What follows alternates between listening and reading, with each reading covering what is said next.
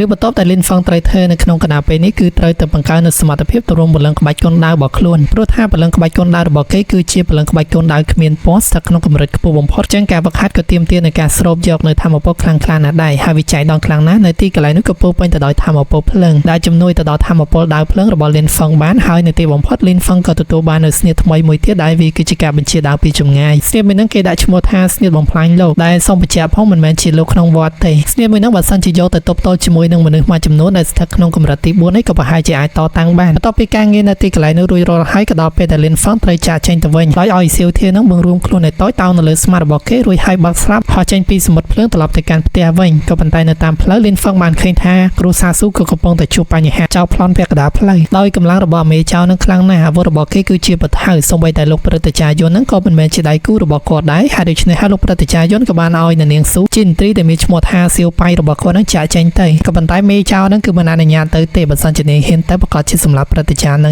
ងចោលហើយបែបម្នាក់នឹងគឺមានឈ្មោះថាធីសុងក៏ត្រូវជាអ្នកខ្លាំងម្នាក់នៅក្នុងបពថៅដែកមូលហេតុដែលមនុស្សនៃបពថៅដែកមកប្លន់គ្រូសាស៊ូក៏ព្រោះដោយសារតែពួកគេបានឃើញថាគ្រូសាស៊ូមានកំណប់មួយនៅនឹងដៃនោះក៏ជាការវិញ្ញាណលៀងឆ្អឹងខណៈពេលហ្នឹងធីសុងក៏បានឲ្យស៊ូហ្វានយានឹងចាប់ប្រកូលភ្លាមមកបើមិនចឹងនោះទេស្លាប់ទាំងពីរជាមិនខានហើយបើសិនជានាងព្រមប្រកាសណាគេយកនាងធ្វើជាប្រពន្ធដោយទុកឱកាសឲ្យពួកគេនៅមានទៅហើមដកមូលហេតុដែលស៊ូហ្វានយានគឺមិនប្រកូលនៅផ្កាវិញ្ញាណឆ្អឹងហ្នឹងឲ្យទៅកាន់ពួកគេព្រោះថានាងគឺមានបំណងយកផ្កានេះដើម្បីទៅព្យាបាលប្អូនរបស់ខ្លួនដែលកំពុងតែដេកនៅលើគ្រែខណៈពេលហ្នឹងស៊ូហ្វានយានក៏ស្ទើរតែត្រូវអបិធីសុងនឹងសម្លាប់ចោលបាត់ទៅហើយក៏ប៉ុន្តែសំណាងល្អខ្លាំងណាស់លីនហ្វឹងក៏ធ្វើដំណើរមកទាន់រួចហើយក៏ប្រើប្រាស់នៅចំហាយដាវវាយតតាំងជាមួយនឹងពួកគេការបង្ហាញខ្លួនរបស់លីនហ្វឹងជួយគ្រួសារស៊ូដូច្នេះក៏បណ្ដាលឲ្យស៊ូហ្វានយាននឹងមានការសប្បាយចិត្តខ្លាំងណាស់លីនហ្វឹងក៏មកជួយសង្គ្រោះនាងព្រមទាំងផ្ដល់ឱកាសមួយសម្រាប់ក្រុមរបស់ធីសុងផងដែរថាបើសិនជាពួកគេបំភ្លេចរឿងនេះហើយចាក់ចេញទៅវិញខ្លួនក៏នឹងមិនធ្វើបាបទេក៏ប៉ុន្តែអបិធីសុងព្រមទាំងកូនចៅរបស់គេគឺមិនព្រមស្ដាប់តទៅសោះព្រោះដឹងថាលីនហ្វឹងគឺជាមនុស្សសម្រាមពីជាចាំអារ៉ាមនិយាយពីគេមិនដាច់ពីមាត់ទេថាលីនហ្វឹងគឺជាមនុស្សម្នាក់ដែលត្រូវបានគូតដឹងលួចពលឹងក្បាច់គុណម្យ៉ាងវិញទៀតគេកំពុងតែស្ថិតក្នុងកម្រិតទី3ពាក់កណ្ដាលជំហានស្ទើរទៅដល់កម្រិតទី4ហើយបន្ថែមពីនេះក៏និយាយមើលងាយទៅលើគ្រួសាររបស់លីនហ្វឹងទៀតផងពេលនេះនាងស៊ូបានប្រាប់ថាឥឡូវនេះគ្រួសារលោកកំពុងតែធ្វើដំណើរទៅកាន់គ្រួសារលីនរបស់គេហើយដែលត្រូវបានដឹកនាំទៅដោយប្រធានគ្រួសារលោកផ្ទាល់មានឈ្មោះថាលោកឡានហៃអញ្ចឹងគឺតម្រូវលីនហ្វឹងបញ្ញាប់ដោះស្រាយបញ្ហាមួយនេះហើយត្រឡប់ទៅផ្ទះឲ្យលឿនពេលនោះលីនហ្វឹងឲ្យលេងសើចជាមួយនឹងពួកគេច្រើនទេក៏ប្រើប្រាស់នៅស្នៀតដាវតម្រងទី1គឺជាតម្រងដាវព្យុះហើយសារនេះការជាងមុនទៅទៀតចំហាយដាវគឺធំខ្លាំងណាស់តែបានធ្វើឲ្យគ្នារបស់ធីសុងទាំងមូលមានការភ័យខ្លាចខ្លាំងមែនទែនក៏បញ្ញាប់រត់យករួចខ្លួនទៅក៏ប៉ុន្តែវាយឺតពេលបាត់ហើយលីនហ្វឹងក៏បានដាក់មកដាវទៅបណ្ដាលឲ្យអបិធីសុងនោះត្រូវស្លាប់នៅមួយកន្លែងមិនដឹងថាស្លាប់ឬមួយក៏រស់ទេឥឡូវនេះយើងបានឃើញផងដែរថាសមត្ថភាពរបស់លីនហ្វឹងមិនមែនកម្រិតទី2ទៀតទេឥឡូវនេះគេបានផ្លាស់មកថ្នាក់បាត់ទៅហើយឡើងទៅដល់កម្រិតទី4អញ្ចឹងទើបបានជាអាចដោះស្រាយជាមួយនឹងធីសុងបានយ៉ាងងាយស្រួលអញ្ចឹងដោយនៅនាងស៊ូក៏មិននឹកស្មានទេថាលីនហ្វឹងខ្លាំងដល់ថ្នាក់នេះដែលវាខុសពីលីនហ្វឹងដែលនាងបានស្គាល់កាលពីប្រហែលថ្ងៃមុននឹងខ្លាំងមែនទែនចាំកាលទៀតបពថៅដៃទាំងមូលក៏បញ្ញាប់រត់ថយក្រោយព្រមទាំងសន្យាថានឹងមកសងសឹកលីនហ្វឹងវិញជាជាពំខានហើយមូលហេតុដែលលីនហ្វឹងមកជួយគ្រួសារស៊ូគឺព្រោះដោយសារតែគ្រួសារស៊ូក៏តែងតែធ្វើល្អចំពោះគេអញ្ចឹងហើយនេះក៏ទៅជាការតបស្នងសងគុណហើយបើសិនជាការនោះនាងពងើយកតាយក៏ប្រហែលជាគេមិនជួយទេពេលនោះពួកគេក៏បញ្ញាប់ធ្វើដំណើរទៅកាន់គ្រួសារលៀនដោយជាឥន្ទ្រីពណ៌សឈ្មោះថាសៀវប៉ៃនឹងកន្លែងមកមើលគ្រួសារលៀននៅវិញគឺថាទីបំផុតគ្រួសារលោកក៏ធ្វើដំណើរមកដល់ហើយដោយជិះនៅសំពៅជាដ៏ធំព្រមទាំងបុកបំបីនៅក្បួនការពារប្រចាំគ្រួសារលៀនទៀតផងឥឡូវនេះម្ចាស់គ្រួសារលោកដែលមានឈ្មោះថាលោកឡានហៃក៏មកហើយម្ចាស់គ្រួសារឈៀនដែលមានឈ្មោះថាឈៀនសានឹងក៏មកផងដែរដោយគេមកទៅនេះចង់ជួបជាមួយនឹងលោកតាលៀនចិនណានជាពិសេសហើយឲ្យគាត់មកទទួលសេចក្តីស្លាប់ចំពោះលោកព្រឹទ្ធាចារ្យទាំង7នៅវិញក៏ថាដោយអត់ប្រយោជន៍ខ្លាំងមែនទែនអត់មានគិតរកវិធីដើម្បីតតាំងជាមួយនឹងសត្រូវទេបែរជានាំគ្នាគិតតែពីបដិលោកតាចិនណានឹងឲ្យទៅតតាំងជាមួយនឹងគេដោយពួកគាត់ក៏បានបន្ទោសផងដែរថាមូលហេតុនឹងក៏ដោយសារតែលីនហ្វឹងម្នាក់គាត់ពេលនោះលោកតាចិនណានគាត់ក៏បានមកដល់ហើយក៏បានប្រាប់ទៅកាន់ពួកគេថាបើសិនជាពួកអំបែងក្បាលអីនឹងគ្មានប្រយោជន៍ជួយសាច់ការអីទេគួរតែរើអវ៉ាន់ចេញទៅដរាបណាគាត់មិនស្លាប់ទេចឹងគ្រួសារលីនកុំគិតថាពួកគេបំផ្លាញបានឯសោះព្រមទាំងប្រាប់ឲ្យកូនប្រុសរបស់គាត់នឹងរើអវ៉ាន់នាំប្រពន្ធកូនគេរត់ចេញទៅបើសិនជាខ្លាចស្លាប់ខ្លាំងពេកកន្លែងមកមើលគ្រួសារលោកឯនេះវិញគាត់មកក្នុងគណៈពេលនេះគឺមិនមែនត្រឹមតែសងសឹកសម្រាប់លោកសៅធានតែមួយមុខនោះទេគឺគាត់ចង់បាននៅផ្លាកបញ្ជាមួយចេញមកពីកណ្ដាប់ដៃរបស់លោកតាចិនណានដែលផ្លាកបញ្ជាមួយនឹងគឺជាផ្លាកបញ្ជាគ្រួសារលីនព្រមទាំងជាផ្លាកបញ្ជាដែលត្រូវបានព្រះមហាក្សត្រឲ្យតម្លៃប្រគល់ទៅកាន់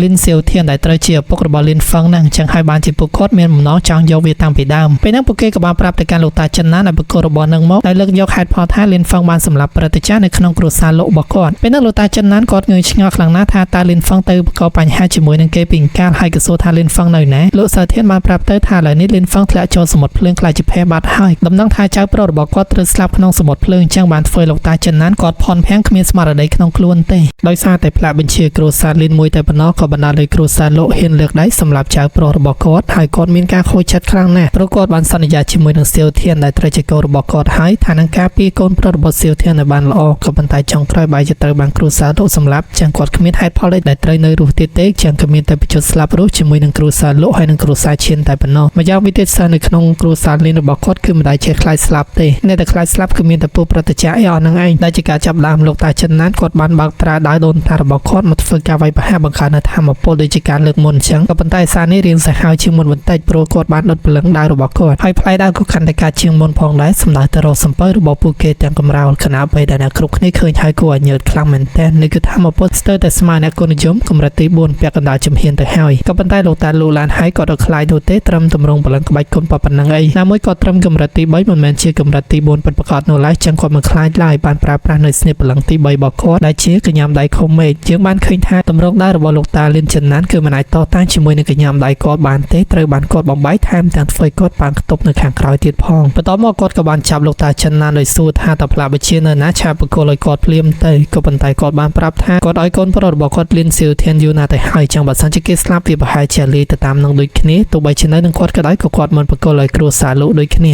លោកតាលូឡានហើយបានឃើញថាគាត់ចិត្តស្លាប់ហើយបែរជានៅតែសម្ដីលោចិត្តចឹងក៏ដាក់ទរណកម្មគាត់កាន់តែឈឺចាប់ធ្ងន់ធ្ងរឡើងគណៈពេលដែលលោកតាចិនណានគាត់អត់ខ្វល់ទេចៅរបស់គាត់ស្លាប់ហើយគាត់ស្លាប់ទៅតាមគេក៏ល្អដែរលោកតាចិនណានត្រូវបានគេធ្វើទរណកម្មបែបនេះធ្វើឲ្យលីនហ្វឹងនៅពីចម្ងាយមានអារម្មណ៍ថាដូចជាឈឺចាប់អត់ស្រួលក្នុងខ្លួនតទៅសោះហើយដូច្នេះហើយក៏បានប្រាប់ទៅការនាងស៊ូឲ្យបញ្ញាប់ធ្វើដំណើរទៅលឿនទៅដោយនាងក៏បានយល់ព្រមទៅដឹងផងដែរថាសមាជិកគ្រួសារលោកមានអ្នកកម្រិតទី4 2នាក់ទៅហើយអាចថាគេមិនមែនជាដៃគូទេព្រមទាំងអាចស្លាប់ដោយទាំងនាងទៀតផងក៏ប៉ុន្តែនៅក្នុងគណៈពេលនេះនាងអត់ខ្វល់ទៀតឡើយព្រោះថាមិនបាច់បានលីនហ្វឹងជួយឥឡូវនេះក៏ត្រូវតែធ្វើការសងគុណគេទោះបីជាត្រូវស្លាប់ក៏ស្លាប់ទាំងអស់គ្នាទេគណៈពេលហ្នឹងលីនសៀងនាងបានឃើញថាលោកតាត្រូវគេធ្វើបាបនាងក៏បញ្ញាប់មកជួយគាត់ក៏ប៉ុន្តែកំឡុងពេលហ្នឹងពួកគេបានប្រាប់ថាឥឡូវនេះតារបស់នាងស្ថិតក្នុងកណ្ដាប់ដៃរបស់ពួកគេមិនត្រឹមតែប៉ុណ្ណោះសូម្បីតែលីនហ្វឹកបងប្រុសរបស់នាងត្រូវបានស្លាប់ទៀតផងលីនសៀងគ្រាន់តែបានឮថាបងប្រុសរបស់ខ្លួនស្លាប់ចឹងគឺថានាងបាត់បង់ស្មារតីភាំងក្នុងខ្លួនឲ្យលីងនិយាយមួយម៉ាត់ទៅគឺនាងមិនអាចទទួលយកបានទេតែថាបងប្រុសរបស់នាងស្លាប់អញ្ចឹងពេលហ្នឹងគ្រួសារលោកក៏បានបញ្ជូនអ្នកការពី2នាក់ទៅចាប់ខ្លួនលីងស៊ីនមកក៏ប៉ុន្តែនៅក្នុងគណៈពេលហ្នឹងនាងមិនអាចគ្រប់គ្រងខ្លួនឯងបានទេក៏មានធម្មពលមកពីណាទេផ្ទុះពេញរាងកាយរបស់នាងថែមទាំងសម្លាប់អ្នកការពី2នាក់នោះបាត់ទៀតផងដោយស្រែកខ្លាំងឲ្យពួកគេនឹងសងជីវិតបងប្រុសនាងវិញគណៈពេលនេះធម្មពលរបស់នាងគឺគួរឲ្យខ្លាចខ្លាំងណាស់សូម្បីតែធម្មពលវាយប្រហាររបស់តាលោកឡានហើយនឹងក៏មិនអាចធ្វើនាងបានផងមូលហេតុដែលនាងដល់ដំណើរការនេះព្រោះដោយសារតែនាងគ្មានស្មារតីគ្រប់គ្រងខ្លួនឯងចឹងហើយនាងបានដាស់នៅធម្មពលខ្សែឈាមពីកំណើតរបស់នាងមកដោយខ្សែស្រឡាយឈាមពីកំណើតរបស់នាងគឺជាទម្រង់3សាច់ដៃ6មើលទៅគឺគួរឲ្យខ្លាចខ្លាំងណាស់តែទោះបីជាចំណាយលោកតាលោកឡានហើយនឹងក៏គាត់នៅតែព្រឺចឹងព្រោះថានាងគឺគ្រាន់តែជាក្មេងទៅនឹងការម្សិលមួយថ្ងៃនោះទេហើយបើទោះបីជាពេលនេះនាងបញ្ចេញធម្មពលដ៏ខ្លាំងក្លាពិតមែនក៏ប៉ុន្តែកម្រិតធម្មពលជាក់ស្ដែងគឺនៅកម្រិតទី2មិនមែនជាដៃគូរបស់គាត់ដដែលនឹងជាការចាប់ផ្ដើមតាលោកឡានហើយនឹងក៏ទម្លាក់នៅត្រាភ្នំដ៏ធំពីលើមេចុះមកសម្ដៅទៅកាន់ Singer ក៏ប៉ុន្តែគណៈពេលហ្នឹង Singer បានបញ្ចេញនៅផ្សែងអាប់ដ៏ចម្លែករបស់នាងចេញមកព្រមទាំងអាវុធទាំង6នៅនឹងដៃរបស់បិសាចនឹងកាប់បំផ្លាញវាខ្ទេចខ្ទីហើយអាផ្សែងអាប់ដែលនាងបានបញ្ចេញនោះក៏ជាប្រភេទផ្សែងពុលដែលនៅក្នុងខ្លួនប្រាណរបស់នាងនេះតែម្ដងលោកតាលោកឡានហើយឃើញថាដូចជាពិបាកចាត់ការនាងដែរហើយដូច្នេះក៏បញ្ចេញនៅស្នេហ៍ទី2របស់គាត់ដែលបានទម្លាក់នៅដុំអាចផ្កាយជាច្រើនសម្ដៅទៅកាន់ Lin Singer ធ្វើនាងពិតជាពិបាកទប់ទល់ជាមួយនឹងចំនួនអាចផ្កាយដ៏ច្រើនស្ទើរស្ទប់នឹងផងដែរហើយការប្រយុទ្ធមួយនេះបានធ្វើឲ្យ Lin Feng ចាប់អារម្មណ៍ដឹងពីចំហាយធម្មពលរបស់ Lin Singer ដោយមិននឹកស្មាននោះទេថានៅក្នុងគណៈពេលនេះ Lin Singer បែរជាដាក់ខ្សែឈាមពីកំណើតរបស់នាងមកតែទោះបីជាយ៉ាងណានេះមិនមែនជាផលល្អសម្រាប់ Lin Singer នោះទេនៅពេលដែលនាងបានបញ្ចេញវាហើយសារធាតុពិសក៏នឹងផ្ទុះចេញមកធ្វើរាងកាយរបស់នាងអាចនឹងប្រតិកម្មចឹងហើយគឺតម្រូវ Lin Feng បញ្ញាធ្វើដំណើរឲ្យកាន់តែលឿនជាងនឹងទៀតសៀវធានក៏មានចំណេះដឹងបន្តិចបន្តួចតែតាន់ជាមួយនឹងរាងកាយរបស់ Singer ផងដែរតាមពិតទៅវាគឺជារាងកាយទេវតាសង្គ្រាមបុរាណដែលជារាងកាយរបស់អសុរាហើយរាងកាយរបស់ Singer ក៏មានតែតាន់ជាមួយនឹងឈាមពីបុរាណដូចគ្នាផងដែរចឹងទើបនាងអាចមានសមត្ថភាពដាស់វាបានក៏ប៉ុន្តែដូចជាដឹងស្រាប់ហើយនៅពេលដែលប្រើប្រាស់ហើយក៏នឹងមានផលប៉ះពាល់វាយបកដោយសារតែសៀវប៉ៃរៀងយឺតចឹងហើយ Lin Feng ក៏សម្រេចចិត្តជិះសៀវធានធ្វើដំណើរកាន់តែលឿនជាងនេះពេលហ្នឹងយើងបានឃើញថា Singer ដូចជាមិនអាចតតាំងជាមួយនឹងប្រតិចារលូឡានហើយនឹងបានទេត្រូវបានគាត់ឲ្យបំផាំងបាត់ហើយនៅពេលដែលសមោរបស់អសុរានោះត្រូវបានរីបាត់ធ្វើឲ្យ Singer ដឹងខ្លួនឡើងមកវិញហើយនាងក៏បានចងចាំដែរថាមិនបាច់មិននឹងមានរឿងអីកើតឡើងចំពោះលូឡានហើយបានឃើញថារាងកាយរបស់នាងពិតជាកម្រពិតមែនក៏ប៉ុន្តែគួរស្ដាយកើតនៅក្នុងគ្រួសារលៀនចឹងហើយគួរតែស្លាប់ទៅដោយគាត់បានគប់ដាវដើម្បីសម្លេះនាងចោលតែសំណាងល្អខ្លាំងណាស់នៅក្នុងគណៈពេលហ្នឹងលៀនហ្វឹងក៏ធ្វើដំណើរមកដល់ល្មមព្រមទាំងកំទេចអាវុធរបស់លូឡានហើយបានសម្រេចទៀតផងការបង្ហាញខ្លួនរបស់លៀនហ្វឹងក៏បណ្ដាលឲ្យអ្នកគ្រប់គ្នាមានការភ្ញាក់ផ្អើលខ្លាំងណាស់ជាពិសេសនោះក៏ជា Singer ក៏ដូចជាលោកតាចិនណានក៏រំភើបហើយសប្បាយចិត្តមែនទែននៅពេលដែលបានឃើញលៀនហ្វឹងនៅរស់បែបនេះក៏ដោយសារតែពួកគេហ៊ានធ្វើបាបអូនស្រីរបស់ខ្លួនចឹងហើយលៀនហ្វឹងខឹងខ្លាំងមែនទែនហើយក៏ស្រែកប្រាប់ទៅកាន់គ្រួសារលោកឲ្យដោះលែងជីតារបស់ខ្លួនមកមិនចឹង ងនោះទេពួកគេត្រូវស្លាប់